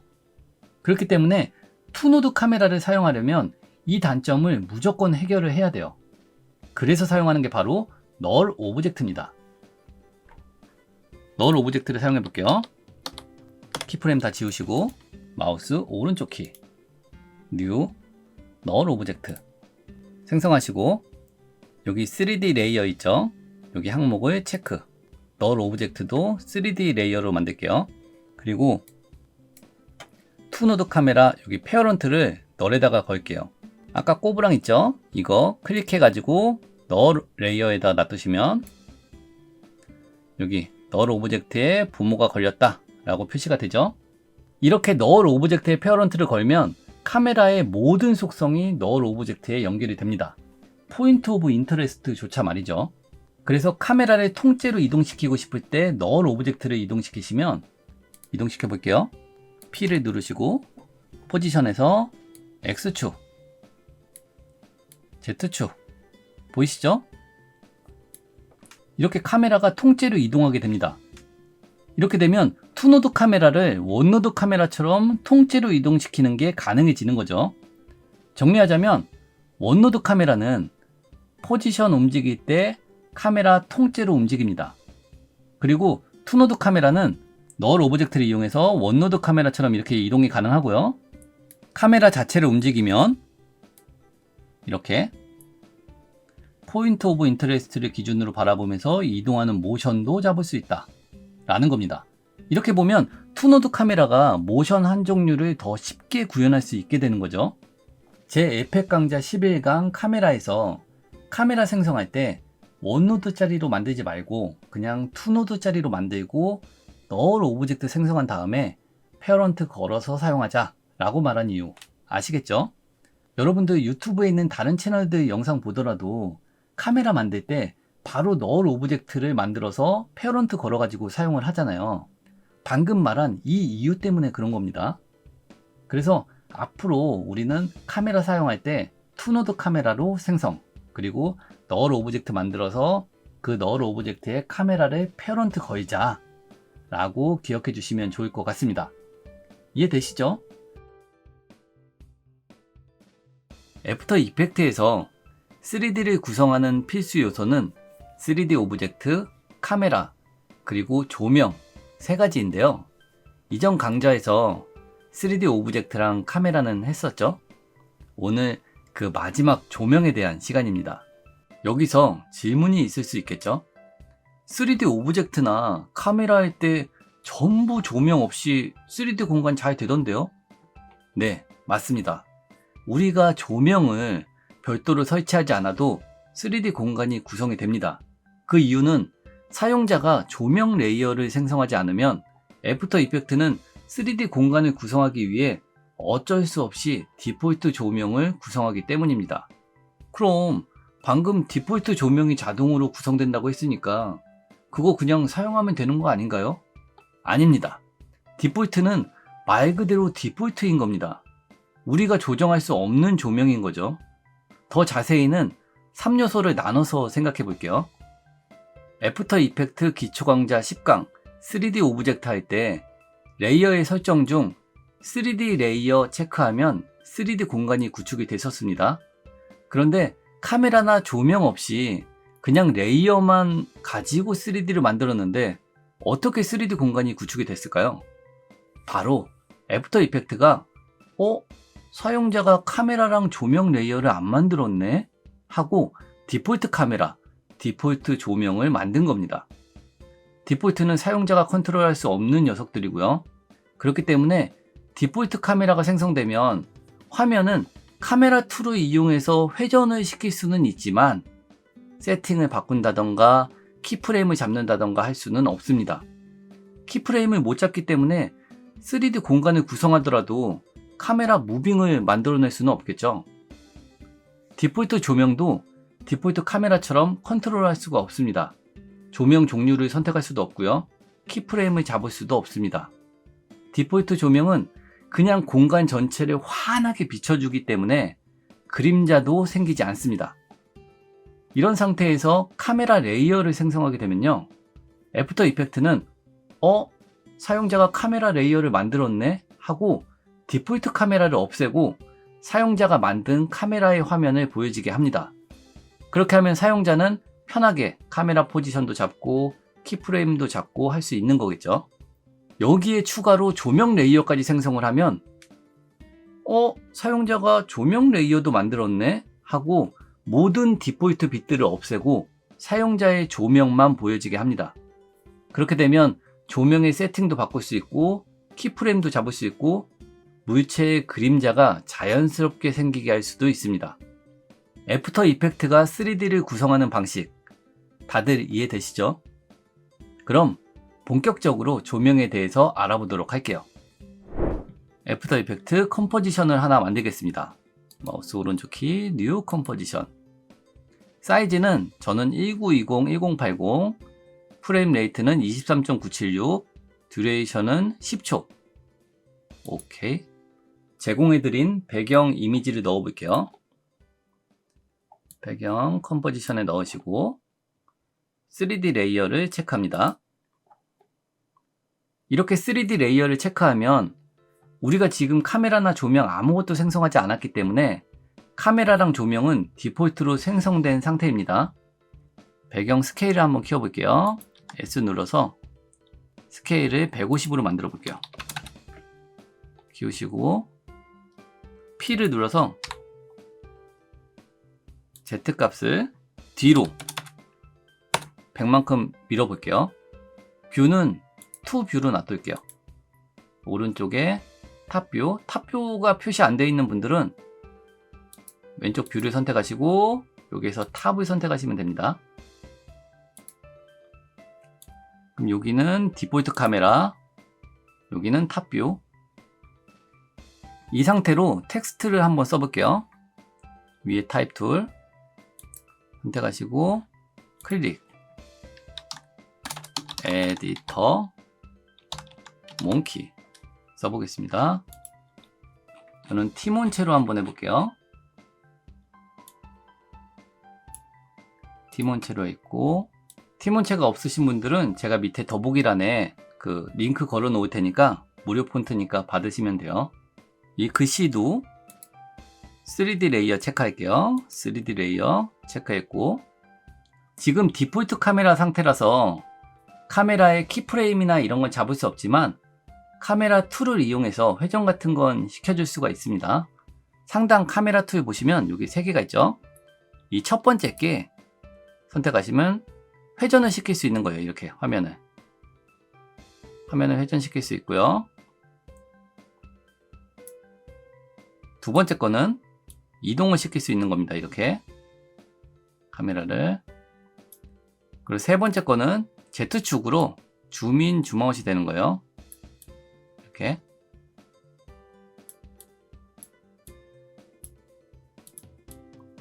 이 툴을 이용하고 싶지 않다 하시는 분들은 이 선택 도구 상태에서 Alt를 누르시면 이렇게 화면에 카메라 표시로 바뀌거든요. 이때 마우스 왼쪽 버튼을 누른 상태로 들어가시면 회전, 휠을 누른 상태로 들어가시면 이동, 오른쪽 버튼을 누른 상태로 들어가시면 줌인 줌아웃. 이렇게 됩니다. 편하신 방식대로 사용하시면 돼요.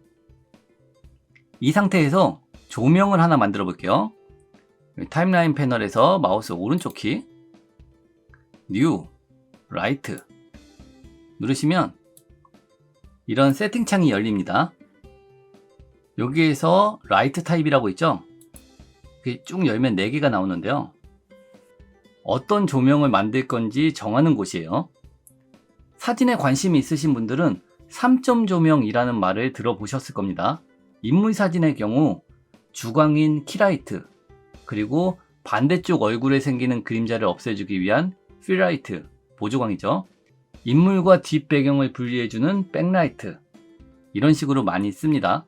여기서 메인이 되는 키라이트로 원통형의 조명을 쓸지 아니면 원형 모양의 조명을 쓸지 이런 거는 내고자 하는 분위기에 따라 또는 사용자에 따라 달라지는 겁니다. 꼭 주광은 어떤 조명을 써야 한다 뭐 이렇게 정해진 건 없는 겁니다. 이렇게 사용자가 주광으로 쓸지 보조광으로 쓸지 골라 사용할 수 있는 조명이 3개가 있습니다. 패러럴, 스팟, 포인트, 이렇게 3개고요. 앰비언트는 추가적인 보조 조명 느낌으로 보시면 됩니다. 중요한 조명은 바로 위에 3개예요. 간단하게 구분해서 설명하자면 패러럴 라이트는 한 방향으로만 쏴주는 빛을 의미합니다.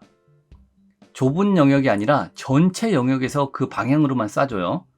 태양과 같은 느낌이다 라고 생각하시면 됩니다. 스팟라이트는 원통 같은 조명이에요. 스튜디오나 이런 데서 많이 보셨죠? 빛의 영역이 원통으로 떨어지고 정말 많이 사용되는 핵심 조명입니다. 포인트라이트는 전구나 풍선 모양의 조명들 있잖아요. 그런 것처럼 특정 방향 없이 사방으로 빛을 뿜어내는 조명이라고 생각하시면 됩니다. 전체 공간에 빛을 퍼뜨릴 때 사용할 수 있겠죠. 앰비언트 라이트는 이따가 이 세 가지 조명들 설명하면서 같이 해볼게요. 스팟 라이트를 먼저 해보겠습니다. 라이트 타입에서 스팟을 선택할게요. 그리고 두 번째, 색을 정해줄 수 있고요. 인텐시티는 강도죠. 빛의 색이. 콘 앵글은 이제 스팟라이트는 원형으로 되어 있기 때문에 그 원형의 넓이를 바꿔줄 수가 있습니다. 그리고 색의 부드러움을 정해줄 수도 있고요. fall off라고 하는 게 지금 논으로 되어 있는데요. 이 기능은 지금 전혀 신경 쓰지 않으셔도 됩니다. 그냥 없는 기능이다 라고 생각하시고 논으로 놔둘게요. 밑에 캐스트 섀도우, 그림자를 만들어주는 거죠. 그리고 섀도우 다크니스, 100에 가까우면 검해지고요. 낮추면 흐려집니다. 섀도우 디퓨저는 부드러움의 정도예요. 그림자의 부드러움. 여기 캐스트 섀도우는 라이트에도 있고 나중에 보면 이제 레이어에도 있거든요. 그 용도가 다릅니다. 라이트에 있는 캐스트 섀도우는 체크가 됐다고 해서 그림자가 바로 생기는 게 아니에요. 그냥 이거 그림자를 만들어낼 수 있는 조명이야 라고 설정해 놓는 겁니다. 아니 조명 있으면 그냥 그림자 만들면 되지 왜 그걸 설정하죠? 라고 할 수 있지만 조명이 하나라면 상관이 없는데 만약에 조명이 10개씩 있다고 생각을 해보자고요. 그러면 10개에서 전부 다 그림자가 생기면 안 되겠죠.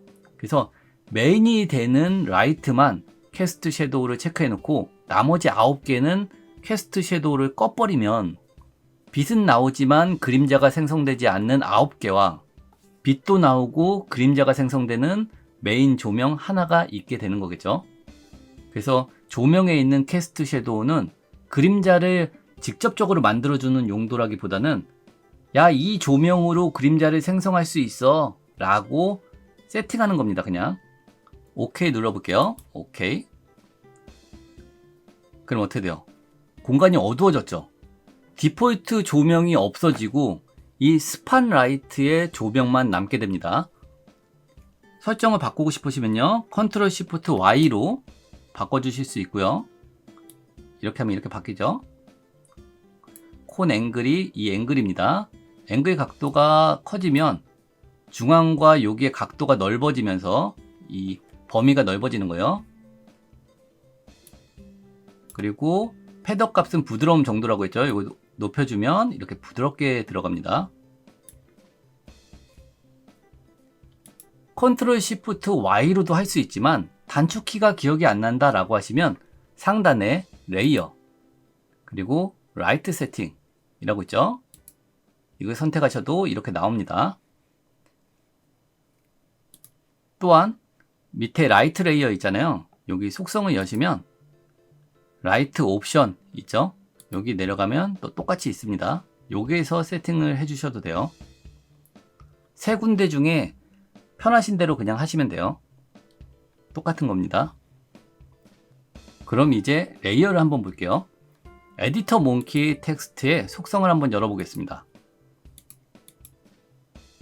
보면 매터리얼 옵션이라고 있죠. 열어볼게요. 그러면 캐스트 섀도우라는 게 꺼져 있습니다. 캐스트 섀도우라는 게 뭐냐면 레이어에 있는 캐스트 섀도우는 만약에 조명 중에 섀도우를 쓸 수 있는 아까 우리가 조명에다가 캐스트 섀도우를 체크했잖아요. 그래서 캐스트 섀도우가 체크되어 있는 조명이 단 하나라도 있다면 나의 그림자를 만들어줘 라는 얘기예요. 캐스트 섀도우는 체크하시면 그림자가 생겼죠. 화면을 돌려볼게요. Alt 누르고 마우스 왼쪽 버튼 회전.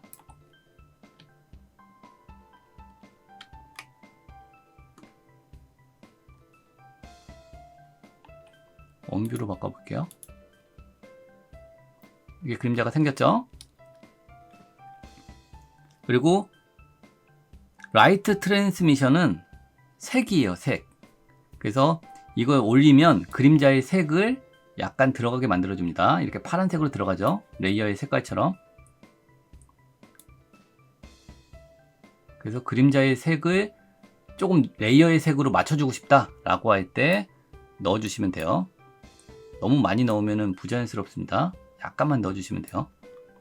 그리고 밑에 억셉트 섀도우라는 게 있어요. 아니 캐스트 섀도우도 있고 억셉트 섀도우도 있고 이건 뭔가요?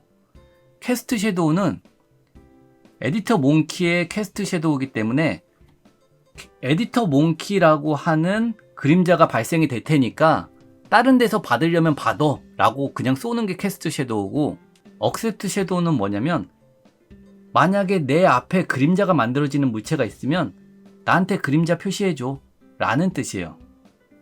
예를 들어서 여기에 하나 더 만들어 볼게요.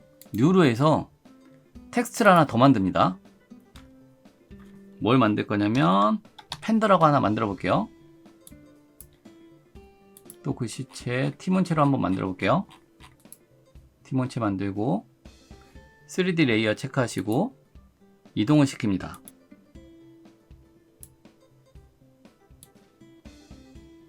앞으로 좀 빼야 되겠죠? 앞으로 좀 빼면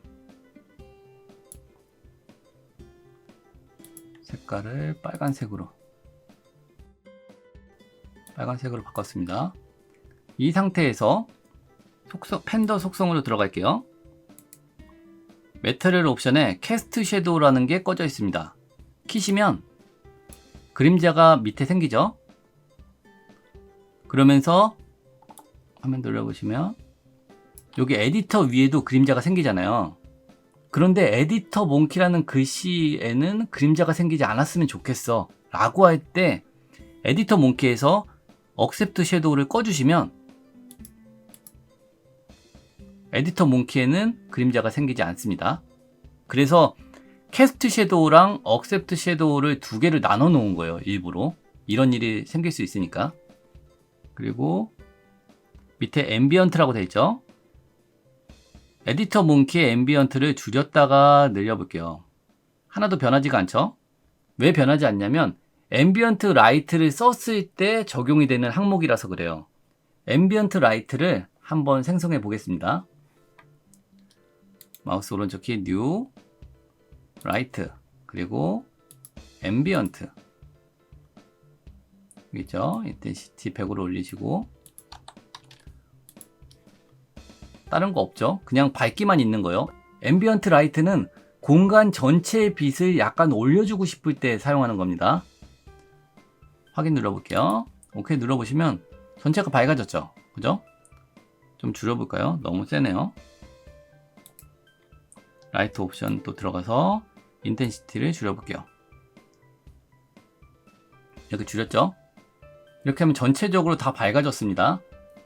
그런데 만약에 이렇게 전체적으로 빛이 밝아졌지만 팬더라는 글자의 빛은 밝게 해주고 싶지 않아. 아까랑 똑같이 어두웠으면 좋겠어 라고 할 수도 있겠죠. 그럴 때 사용하는 게 바로 레이어에 있는 앰비언트 값입니다. 팬더에 가서 앰비언트 값을 0으로 한번 만들어 볼게요. 그러면 어떻게 되죠? 어두워졌죠. 그죠? 앰비언트가 적용되기 전으로 갑니다. 이전과 비교를 해보면 다른 빛들은 올라갔는데 팬더라는 글자의 빛만 올라가지 않은 걸 확인할 수가 있습니다. 이럴 때 사용하는 기능이에요. 그리고 나머지 에디터 몽키로 다시 돌아와서 밑에 있는 디퓨즈, 스페큘러, 메탈 이런 거 있잖아요. 이런 거는 지금 신경 안 쓰셔도 돼요. 신경 쓸 거는 그림자에 대한 부분. 그리고 억셉트 라이트도 있네요. 억셉트 라이트 같은 경우에는 말 그대로 빛을 받는 거예요. 우리가 조명이 있으면 우리가 만든 사용자가 만든 조명을 쓰겠다. 아니면 그냥 디폴트로 쓰겠다 라고 정할 수 있는 거예요. 5% 하면 그냥 디폴트처럼 밝게 나오죠. 특정한 상황 아니고서는 쓸 일이 없겠죠. 왜냐하면 뒤에 부분과 이질감이 생기잖아요. 그죠? 그래서 가능하면 ON으로 해놓고 특정하게 주변과 상관없이 쨍하게 나와야 된다 라고 할 때만 사용하시면 됩니다. 이제 다른 조명들도 확인해 볼게요. 스팟 라이트랑 앰비언트 라이트를 없애시고 패러럴 라이트를 만들어 볼게요. 뉴 라이트, 패러럴. 지금은 설명을 위해서 라이트 하나씩 설명하는 겁니다. 실제로 장면을 세팅할 때는 최소 2개 이상의 조명으로 구성하는 게 일반적이에요. 패러럴을 선택하시면 몇 개가 비활성화되죠. 그죠? 왜냐면 얘는 콘 형태가 아니라 범위에 제한 없이 한 방향으로 쏜다 라고 말씀드렸습니다. 생성해 볼게요. 생성하시고 한 방향으로만 이렇게 쏘고 있죠. 이동하시고 여기 끝에 보면 포인트 오브 인터레스트 있잖아요. 얘를 이렇게 이동하시면 이 방향으로 빛을 쏩니다. 이렇게.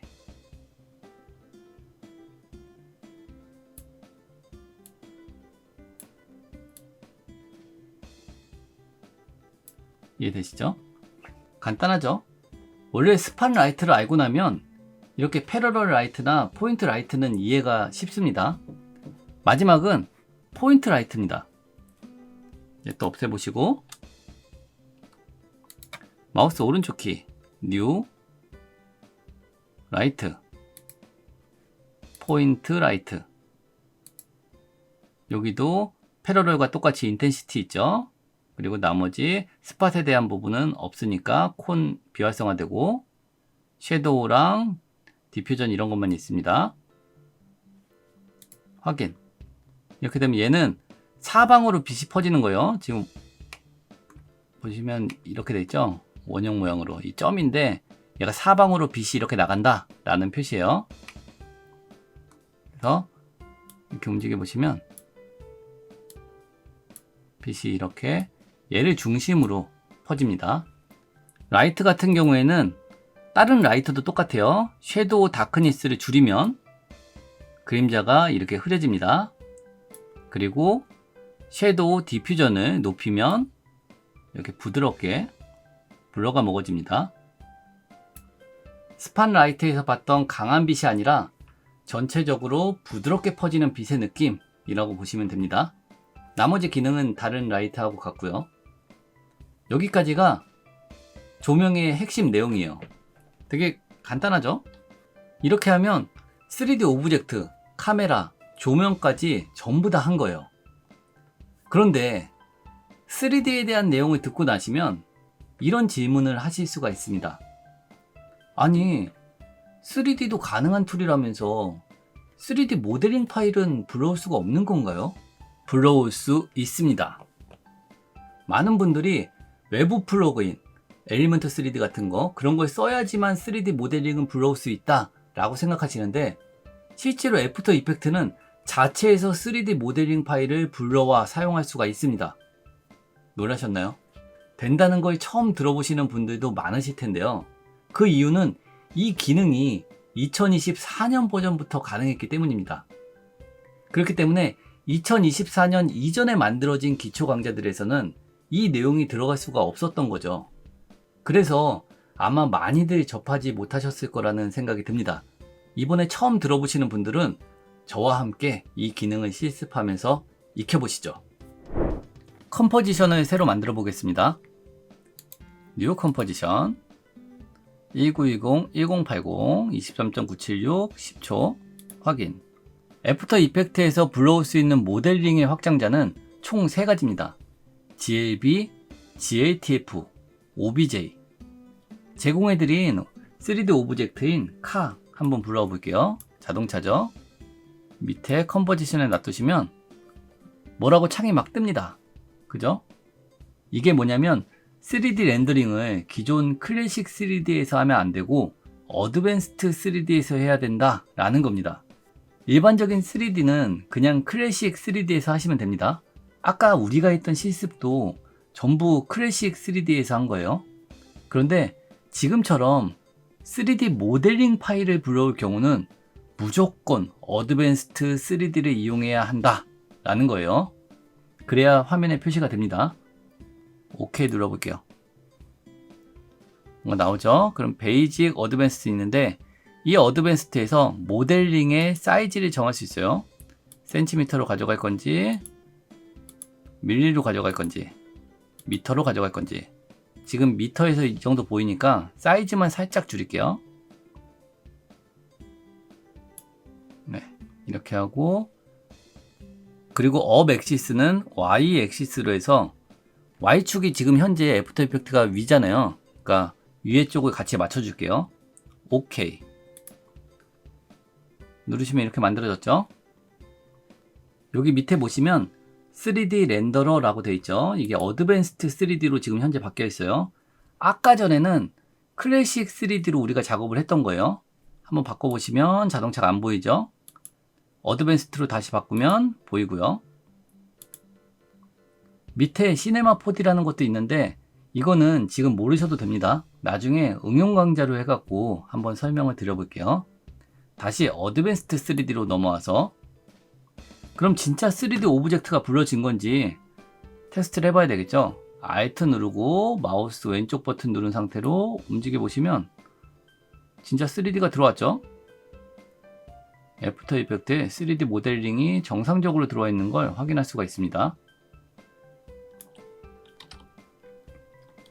이제 사막 이미지를 한번 넣어볼게요. 도로라고 되어 있는 이미지를 불러옵니다. 밑에 넣으시고요. 이것도 3D 레이어 체크해 봅니다. 3D 레이어 체크했고 자동차를 이제 여기에 맞게 배치를 해 볼게요. 지금 같은 경우에는 자동차랑 이미지랑 좌표가 겹치니까 지금 이렇게 이미지가 자동차 중간에 먹고 들어왔죠. 좀 수정해 볼게요. 이 앵글 우리가 카메라를 장착하지 않았을 때 디폴트 카메라가 출력되는 화면이라고 했잖아요. 그러면 이 화면은 그대로 놔둔 채 회전을 하고 싶은 경우는 커스텀 뷰라고 하는 걸 만들어서 사용하시면 됩니다. 뷰를 포뷰로 바꿔볼게요. 그러면 탑뷰하고 프론트 뷰는 고정인 거잖아요.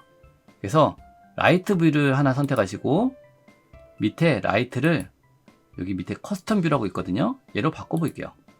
그러면 카메라 레이어를 만들지 않았다는 가정하에 보면 디폴트 카메라가 출력 앵글이에요. 그리고 커스텀 뷰는 우리가 편하게 회전해서 볼 수 있는 앵글 이렇게 보시면 됩니다. 그래서 밀어볼게요. 도로를 뒤로 쭉 빼보겠습니다. 이렇게 뺐고요. 사이즈를 좀 키워볼까요? 그리고 자동차 위로 올리고 사이즈를 좀 줄일게요. 자동차 S 눌러서 스케일을 약간 줄이시고 맞췄습니다. 다시 원뷰. 여기에서 조명을 한번 설치해 볼게요. 마우스 오른쪽 키 뉴 라이트 스팟라이트. 그런데 아까랑 다른 게 하나가 있습니다. 보시면 캐스트 섀도우가 꺼져 있죠.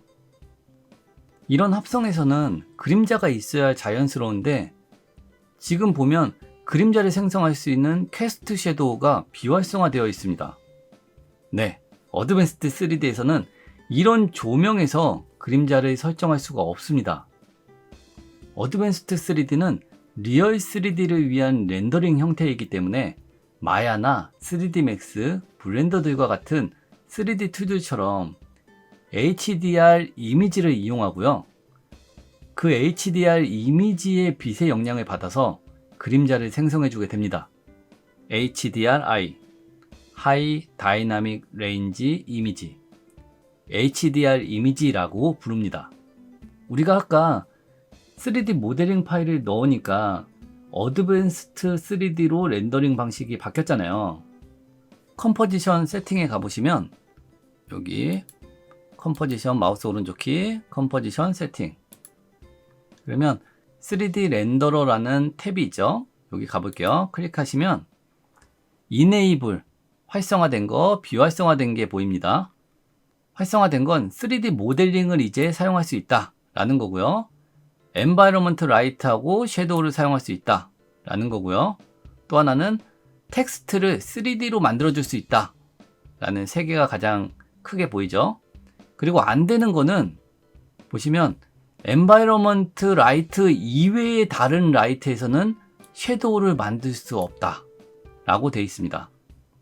그러니까 이제 그 포인트 라이트나 스팟 라이트, 뭐 패러럴 라이트 이런 데서는 섀도우를 만들 수가 없는 거예요. 어드밴스드 3D 렌더링 방식에서는. 제공해드린 사막 HDR 이미지를 한번 불러볼게요. 사막 HDR. 이렇게 뭔가 쭉 펼쳐져 있는 이미지가 보이죠? 이 이미지는 옆으로 긴 사진이고요. 이 이미지가 구 형태의 배경에 씌워지게 되고 그 구 안에 우리의 세팅하는 3D 공간이 놓여지게 됩니다. 라이트 종류에는 보시면 라이트, 아까 없던 엔바이러먼트 라이트가 하나 생겼죠. 그림자를 만들어 주려면 무조건 이 조명을 이용해서 HDR 이미지를 사용해 주셔야 합니다.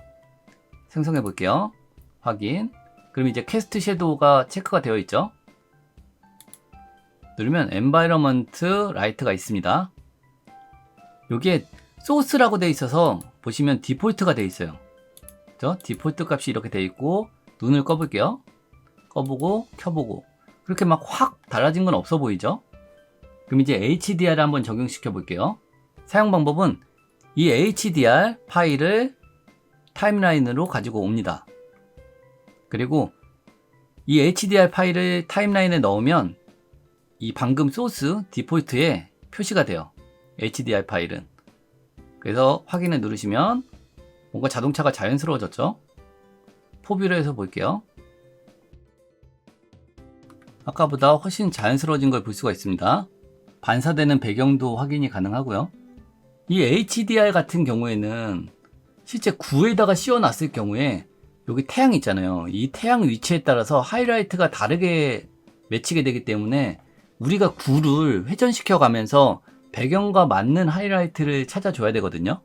그런 경우에 엔바이러먼트 라이트를 R을 눌러서 로테이션, Y 로테이션이요. Y 로테이션 하는 이유는 구가 있을 경우에 이 중심으로 위로 해갖고 옆으로 회전을 시키기 위해서요. 이렇게 돌리시면 빛이 이렇게 달라지죠? 원뷰로 해서 그래서 배경과 가장 자연스러워지는 빛을 한번 찾아볼게요.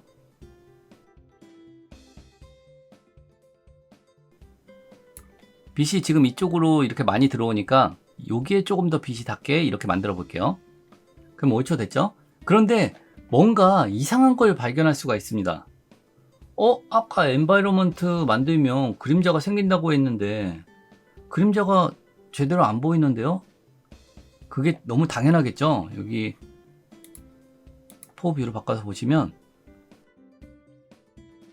라이트 회전해 보시면 자동차는 여기 있고 이미지는 여기 있거든요. 그러면 이 밑에 아무것도 없기 때문에 그림자가 안 생기는 게 너무나 당연합니다. 그죠? 그래서 이런 경우에는 어떻게 해야 되냐면 그림자를 여기 만들 수 있는 소리드를 하나 밑에 깔아주시면 돼요. 만들어 볼게요. 뉴 소리드. 색깔은 상관없습니다. 아무거나 하나 만드시고요. 이름 바꿔볼까요? 리네임 그림자 만드시고 3D 레이어 체크. 그럼 이렇게 만들어졌죠? 얘를 로테이션을 눌러서 X축 옆으로요. 마이너스 90도 한번 해볼게요. 마이너스 90도. 그럼 이렇게 옆으로 되죠? 밑으로 내리겠습니다. 그래서 타이어에 닿게 이렇게 하시면 그림자가 밑에 생기는 걸 볼 수가 있어요. 그죠? 이제 이 그림자만 놔두고 소리들을 없애볼게요. 없애는 방법은 속성에서 우리 아까 매터리얼 옵션에서 라이트 보면은 억셉트 섀도우 있죠? 이 억셉트 섀도우를 ON으로 되어 있는 걸 한번 더 클릭하시면 ONLY로 바뀝니다. ONLY로 바뀌면 그림자만 표현하겠다는 거예요. 이렇게 하면 그림자가 자연스럽게 표현이 됐죠. 그래서 사막 도로 위에 자동차가 진짜 있는 것처럼 느껴져요. 그런데 지금 약간 어두운 것 같아 보이죠? 그래서 이런 경우에는 아까 배운 조명들을 가지고 채워주시면 됩니다. 마우스 오른쪽 키, 뉴, 라이트, 스팟라이트를 한번 넣어볼게요. 스팟라이트, 일단 OK 눌러볼게요. OK 누르시고 속성 들어가셔서 라이트 옵션, 콘 앵글을 조금 더 키워볼게요. 키우시고 패더 값은 됐고, 네, 이렇게 하면 됐네요. 이렇게 하면 꺼보시면 아까 이랬던 게 이렇게 밝아졌죠? 훨씬 더 자연스럽죠? 4개를 비교해 보시면 확실히 HDRI 적용하고 그림자랑 추가 조명까지 적용한 게 가장 결과가 좋죠. 그런데 어드밴스드 3D는 클래식 3D랑 약간 사용 방식이 달라서 헷갈리실 수도 있을 것 같아요. 여기서 기억할 건 일반적으로 우리가 3D를 구성한다 라고 하면 클래식 3D로 하시면 됩니다. 그리고 처음에 한 것처럼 작업하시면 돼요. 그런데 3D 모델링 파일을 직접적으로 불러와서 사용한다 라고 하면 그때는 무조건 어드밴스드 3D를 사용해야 한다. 그것만 기억해 주시면 좋을 것 같습니다. 앞으로 응용 튜토리얼들에서 다양하게 사용하게 될 테니까요. 지금은 오늘 한 내용을 바탕으로 조명은 이렇게 사용하는 거구나, 그리고 이런 차이점이 있구나 정도만 알고 넘어가시면 될 것 같습니다. 기초강좌 10강에서 12강까지 3D에 대한 내용을 다뤘었는데요. 3D에 대한 메인 내용은 그 3개의 강좌로 끝났습니다. 그런데 오늘 왜 3D에 대한 걸 또 이야기하냐 하면 12강 조명할 때 보셨겠지만 3D 모델링을 직접적으로 애프터 이펙트에 넣으려고 할 때 3D 렌더러를 바꿨었습니다. 그래서 그 렌더러들의 차이가 뭐길래 그런 걸까 하고 궁금해 하실 것 같아서 애프터 이펙트의 3D 렌더러 3개를 비교해서 차이를 설명해 드리려고 합니다. 이번 강좌의 내용은 모른다고 해도 3D 사용하는 데는 문제는 없습니다. 다만 알고 있으면 어떤 상황일 때 어떤 렌더러를 쓰는 게 좋은 거구나 하고 알 수 있겠죠. 만약 오늘 하는 내용을 모른다면 유튜브에 있는 튜토리얼들을 봤을 때 유튜버들이 이 렌더러 쓰세요 하면 어떤 차이인지도 모르고 그냥 하게 되니까요. 이번 기회에 꼭 알아두시면 좋을 것 같습니다. 그럼 시작해 볼게요. 애프터 이펙트의 3D 렌더러는 총 3개입니다. 렌더러라는 게 뭐냐 하면 3D 화면을 구성해주는 장치라고 생각하시면 됩니다. 우리가 해외에 나가기 위해서 뭐가 필요하죠? 비행기가 필요하죠? 렌더러도 그런 겁니다. 3D를 사용하기 위해서는 렌더러가 꼭 필요합니다. 레이어를 하나 추가해 볼게요. 타임라인에 놔두시면 레이어가 하나 생기죠? 그때는 컴포지션 밑에 아무것도 없어요. 그런데 3D 레이어를 체크하고 나시면 이렇게 컴포지션 패널 밑에 렌더러 종류가 뜨게 되는데요. 클릭하시면 이렇게 세 종류가 보이죠? 클래식 3D, 어드밴스드 3D, 시네마 4D, 이렇게 3개가 있고요. 이 중 하나를 고르면 자동으로 애프터 이펙트에 현재 사용하고 있는 렌더러가 변경돼서 적용이 됩니다. 작업하다가 언제든지 실시간으로 바꾸실 수가 있어요. 이렇게 변경하실 수도 있고 컴포지션 세팅에서 처음에 설정할 수도 있습니다. 지워볼게요. 전부 다 지워보시고 프로젝트 패널에서 마우스 오른쪽 키, 뉴 컴포지션. 이러면 컴포지션 일반적으로 만드는 세팅창이 뜨죠. 근데 이 위에 보면 3D 렌더러라고 하는 탭이 있습니다. 클릭해보면 여기에 렌더러 종류가 나오죠. 클릭해보면 아까처럼 세 종류가 보입니다. 여기서 사용하고 싶은 렌더러를 선택하고 OK를 누르시면 초기 렌더러가 세팅이 됩니다. 좀 전에 이야기한 것처럼 렌더러는 언제든지 변경을 할 수가 있습니다. 컴포지션 세팅에서 변경하고 싶다 하시면 마우스 오른쪽 키, 컴포지션 세팅 가시면 또 이 렌더러 탭 있죠? 여기에서 변경하실 수 있어요. 이 컴포지션 세팅창에 렌더러를 보시면 각 렌더러에 대한 설명이 자세히 써져 있습니다. 클래식 3D는 뭐 써져 있는 게 없죠? 이 클래식 3D가 애프터 이펙트의 기본 렌더러입니다.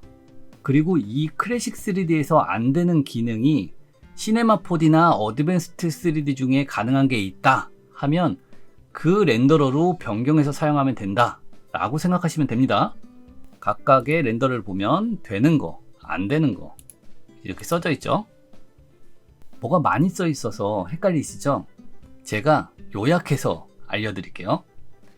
이 렌더러들의 큰 비교 지점은 총 3개입니다. 첫 번째가 익스트루드 앤 베벨 3D 텍스트를 만드는 기능인데요. 몽키라고 한번 글씨를 써볼게요. 타입 툴 선택하시고 몽키 이렇게 한 다음에 3D 레이어를 체크할게요. 체크. 그리고 속성을 여시면 여기 밑에 지오메트리 옵션이라는 게 있습니다. 클래식 3D 상태에서는 지오메트리 옵션이라는 게 비활성화되어 있습니다. 그럼 이거를 시네마 4D로 한번 변경시켜 볼게요. 시네마 4D. 그러면 지오메트리 옵션이 활성화가 됩니다. 열어보시면 베벨 뎁스, 익스트루전 뎁스 이렇게 있죠. 익스트루전 뎁스 값을 키워보시면 이렇게 뭐가 막 늘어나는 것 같죠? 화면을 돌려볼게요. 화면을 돌리는 건 위에 이거 있죠. 회전. 이렇게 돌려보시면 그런데 지금 디폴트 조명이라 잘 안 보이죠? 조명 하나를 만들어서 확인을 해볼게요. 마우스 오른쪽 키, 뉴, 라이트, 스판 라이트를 하나 만들어 보겠습니다. 오케이 하면 이렇게 글씨가 보이죠? 익스트루전 뎁스를 키우면 뒤로 늘어나죠. 이렇게 줄이면 줄어들고요. 여기에 베벨 뎁스라고 하는 수치를 올려보시면 변화가 있나요? 없죠? 왜냐하면 위에 베벨 스타일이 논으로 되어 있어서 그래요. 열어보시면 3개 중에 하나를 선택하실 수가 있습니다. 적용시켜 볼게요. 앵귤러 하면 이렇게 되고 콘케이브 그리고 컨벡스 동글동글해졌죠? 이 상태로 클래식 3D로 렌더러를 변경하시면 없어졌죠? 당연히 지오메트리 옵션이 비활성화되기 때문에 익스트루드 베벨 기능도 없어지는 겁니다. 3개를 같이 놓고 보면 어드밴스드 3D는 시네마 4D하고 같이 이 기능을 지원하기 때문에 똑같다고 보시면 됩니다. 두 번째는 모델링 파일입니다. 모델링 파일을 프로젝트 패널에 넣으시고 이거를 타임라인으로 가져다 놓을게요. 그런데 만약 현재 렌더러가 어드밴스드 3D가 아니라면 이런 문구가 뜹니다. 어드밴스드 3D가 아닌데 변경하겠냐 라는 문구 말이죠. 확인을 누르면 자동으로 어드밴스드 3D로 변경이 됩니다. 스케일이 너무 크면 좀 줄이시면 돼요. 줄이시고 OK. 이러면 정상적으로 3D가 들어왔죠. 여기 돌려보시면 이렇게 3D가 들어온 걸 확인할 수가 있습니다. 그런데 지금 보면 강제적으로 어드밴스드 3D로 변경이 됐잖아요. 렌더러가. 이게 무슨 말이냐면 다른 렌더러에서는 안 된다는 말입니다. 실제 렌더러를 변경시켜 보시면 클래식 3D 안 보이죠? 시네마 4D 안 보이죠? 어드밴스드 3D를 해야만 보입니다. 이 어드밴스드 3D 렌더러는 애프터 이펙트의 3D 환경을 실제 다른 3D 전문 툴들과 비슷하게 만들기 위한 목표를 가지고 2024년도에 새로 추가된 렌더러고요. 앞으로 이 어드밴스드 3D에 전문적인 기능들이 계속 업그레이드가 될 것으로 예상이 됩니다. 여기까지만 보면 3D 텍스트를 만드는 익스트루드 베벨도 되고 3D 모델링도 직접적으로 넣을 수 있는 게 어드밴스드 3D니까 시네마 4D보다 어드밴스드 3D가 무조건 좋네? 라는 생각을 하실 수도 있지만 무조건 그렇다고 할 수가 없습니다. 그 이유가 바로 다음에 비교할 내용 때문인데요. 세 번째 비교할 내용은 그림자 생성하는 조명입니다. 애프터 이펙트의 기본 조명은 패러럴, 스팟, 포인트, 앰비언트 이렇게 총 4개고요. 이 중에 그림자를 생성할 수 있는 조명은 패러럴, 스팟, 포인트 이렇게 총 3개가 있습니다. 클래식 3D와 시네마 4D는 똑같이 이 3개의 조명으로 그림자를 생성할 수가 있습니다. 그런데 어드밴스드 3D 같은 경우에는 이 조명들로는 그림자를 생성할 수가 없습니다. 어드밴스드 3D는 전문 3D 툴들처럼 HDRI를 이용해서 그림자 및 반사를 생성해 주는데요. 이 HDRI를 사용하기 위해서 Environment Light라고 하는 조명이 하나 추가됩니다. 이 조명은 클래식 3D나 시네마 4D 렌더러를 선택할 때는 안 보이고요. 어드밴스드 3D를 선택할 때만 나타납니다. 그림자 생성해주는 방식이 이거 하나이기 때문에 어드밴스드 3D에서는 Environment Light를 무조건 써야 됩니다. 이게 리얼한 합성을 할 때는 너무나 좋거든요. 그런데 아이러니하게도 저는 이것 때문에 시네마 4D를 버리고 어드밴스드 3D만 사용하기에는 좀 힘들 것 같다 라고 생각을 한 건데요. 그 이유가 뭐냐면 우리가 애프터 이펙트를 리얼한 합성용으로만 사용하냐 라는 거죠. 아니거든요. 오히려 모션 그래픽용으로 더 많이 사용합니다. 그런 3D 모션을 구성할 때 라이트에 키프레임을 걸어서 다양한 그림자 변화를 주고 싶다 하면 조명 컨트롤이 쉽고 직관적인 기본 조명 3종으로 하는 게 편리합니다. 그렇기 때문에 리얼한 합성이 아닌 모션 그래픽에서 조명 그림자 변화를 주고 싶은 경우에는 어드밴스드 3D보다 시네마 4D가 더 편리할 수 있다 라는 겁니다. 물론 3D 모델링을 사용하지 않는다는 가정 하에 이야기하는 거예요. 3D 모델링을 사용한다 라고 하면 그런 선택권 없습니다. 그냥 무조건 어드밴스드 3D를 사용해야 하는 겁니다. 비교가 되시죠? 다시 간단히 정리하자면 일반적으로 우리는 3D를 사용할 때 그냥 클래식 3D를 사용하시면 됩니다. 그러다가 3D 텍스트를 만들기 위해서 익스트루드 앤 베벨을 사용하고 싶다 하시면 시네마 4D를 사용하면 되는 겁니다. 그런데 만약 3D 모델링 파일을 직접적으로 넣고 싶다 라고 하면 어드밴스드 3D를 무조건 사용합니다. 그리고 이 어드밴스드 3D를 사용할 때는 그림자 및 배경 반사를 생성해주기 위해 Environment Light를 필수적으로 사용해야 한다 라는 것만 기억해 주시면 좋을 것 같습니다. 오늘 비교한 3개의 렌더러 차이, 이 정도만 알고 넘어가시면 참 좋을 것 같습니다. 오늘 준비한 내용은 여기까지고요. 영상이 도움되셨다면 구독, 좋아요, 알림 설정 부탁드립니다. 안녕.